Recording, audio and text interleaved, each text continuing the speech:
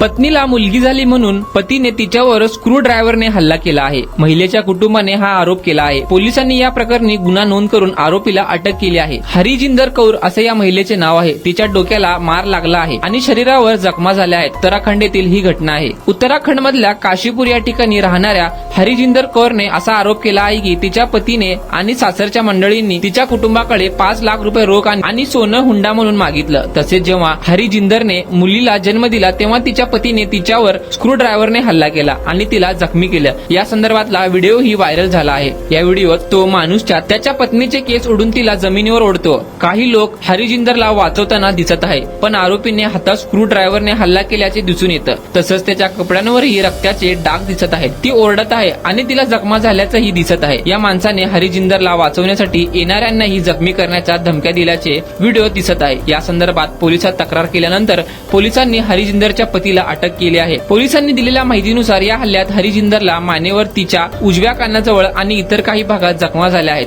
हरिजिंदरच्या आईने हा आरोप केला आहे की तिचा पती आणि सासरचे लोक हे तिला 5 लाख रुपये आणि सोनं मागत होते. तसंच त्यांना कुटुंबाचा वारसा म्हणून मुलगा हवा होता. मुलगी झाल्याने हरिजिंदरच्या पतीने तिच्यावर हल्ला केला. तुम्ही जिंदरच्या नवऱ्याला आणि त्याच्या घरातल्यांना कठोर शिक्षा करा अशी मागणी हरिजिंदरच्या आईने पोलिसांकडे केली आहे. तसंच घडलेल्या घटनेमुळे तिचे कुटुंबीय हादरून गेले आहेत. या प्रकरणी कठोर कारवाई झाली पाहिजे अशी मागणी हरिजिंदरच्या कुटुंबाने केली.